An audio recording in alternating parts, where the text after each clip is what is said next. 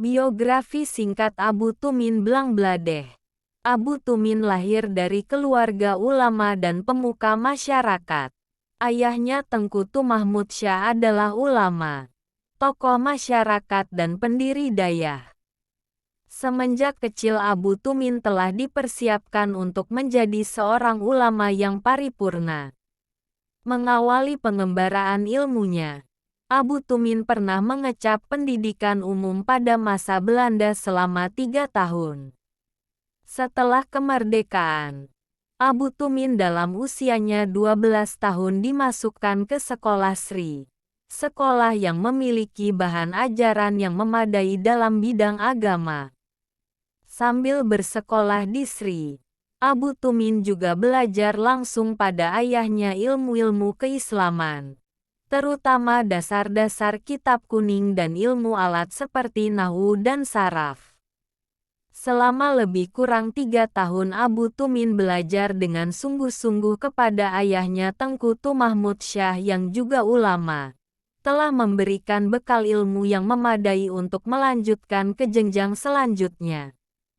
Pada usianya 15 tahun, mulailah Abu Tumin belajar dari satu dayah ke dayah lainnya hingga berakhir di Labuhan Haji Darussalam dengan gurunya Syekh Mudawwali Al-Khalidi.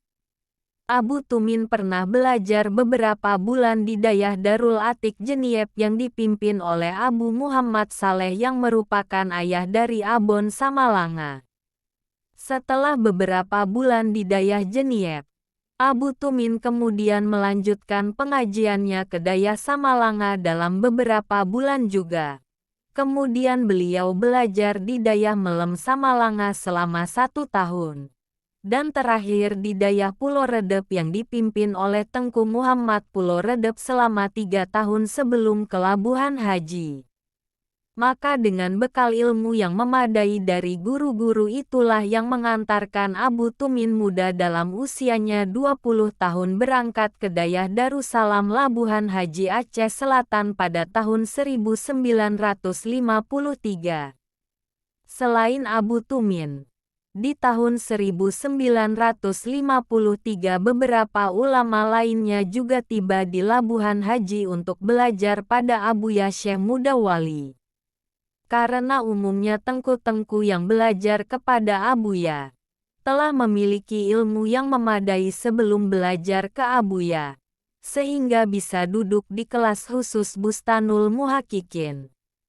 Di antara ulama-ulama yang datang pada tahun 1952 dan 1953 adalah Abu Abdullah Tanoh Mirah yang kemudian mendirikan Dayah Darul Ulum Tanoh Mirah yang dikenal dengan kealimannya dalam bidang usyul fikih. Ulama lainnya adalah Abon Abdul Aziz Samalanga yang melanjutkan kepemimpinan Dayah Mudi Samalanga setelah wafat mertuanya Abu Haji Hanafiyah Abbas yang dikenal dengan Tengku Abi. Abon Abdul Aziz Samalanga dikenal ahli dalam ilmu mantik atau ilmu logika. Sedangkan Abu Kemala datang lebih awal ke Dayah Darussalam Labuhan Haji. Dan Abu Kemala dikenal ahli dalam ilmu tauhid, mengabdikan ilmunya di Medan Sumatera Utara hingga wafatnya pada tahun 2004. Selain menjadi murid Abuya Syekh Haji Mudawwali di Darussalam, Abu Tumin juga telah dipercaya untuk mengajarkan para santri lain yang berada pada tingkatan sanawiyah. Karena beliau disebutkan mengajar santri di kelas 6B. Adapun di kelas 6A diajarkan langsung oleh Abuya Muhibuddin Wali. Sedangkan Syekh Mudawwali Al-Khalidi mengajarkan kelas Dewan Guru. Ketika di Darussalam Labuhan Haji, Abu Tumin sekelas dengan Abu Hanafi Matangkeh, Tengku Abu Bakar Sabil Melaboh dan Abu Daud Zamzami Atek Anggok. Sedangkan Abu Abdullah Tanoh Mirah dan Abon Samalanga lebih tinggi 1 tingkat di atasnya. Abu Tumin belajar dan mengajar di Labuhan Haji selama 6 tahun. Beliau juga murid khusus di kelas Bustanul Muhaqqiqin belajar langsung kepada Abuya Haji Mudawwali.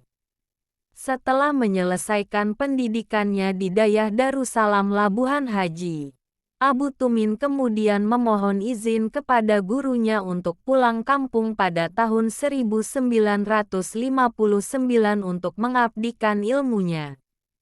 Sedangkan temannya seperti Abon Samalanga pulang kampung setahun sebelumnya pada tahun 1958 dan Abu Tanoh Mirah pulang di tahun 1957.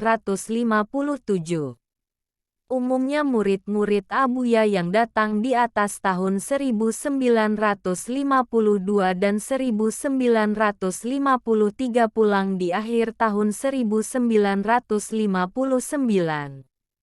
Sedangkan generasi sebelum Abu Tumin yang datang ke Darussalam pada tahun 1945 dan 1947. Mereka umumnya pulang di tahun 1956 seperti Abuya Aidarus dan Abu Syamsuddin Sangkalan. Setibanya di kampung halaman, setelah belajar di berbagai dayah terutama Dayah Darussalam Labuhan Haji telah mengantarkan Abu Tumin menjadi seorang ulama yang mendalam ilmunya. Abu Tumin memimpin dayah yang telah dibangun oleh kakek beliau yaitu Tengku Tuhanafiah yang kemudian dilanjutkan oleh Tengku Mahmud Syah ayah Abu Tumin. Selanjutnya estafet keilmuan dan kepemimpinan dayah dilanjutkan oleh Abu Tumin. Pada era Abu Tumin mulailah pesat pembangunan dayah tersebut, di mana para santri datang dari berbagai tempat untuk belajar kepada Abu Tumin dan belajar dari sang ulama. Abu Tumin juga merupakan seorang ulama yang murabi, sehingga banyak muridnya yang menjadi ulama terpandang sebut saja di antaranya adalah Abu Mustafa Paloh Gadeng yang belajar kepada Abu Tumin selama 19 tahun sehingga mengantarkan beliau menjadi seorang ulama harismatik Aceh yang diperhitungkan. Ulama lainnya yang juga murid Abu Tumin adalah Abu Abdul Manan Blangjruen yang dikenal sebagai ulama yang ahli dan lihai dalam bidang tauhid, serta moderator yang hebat dalam muzakarah para ulama Aceh, sehingga diskusi nampak ceria dan bersemangat.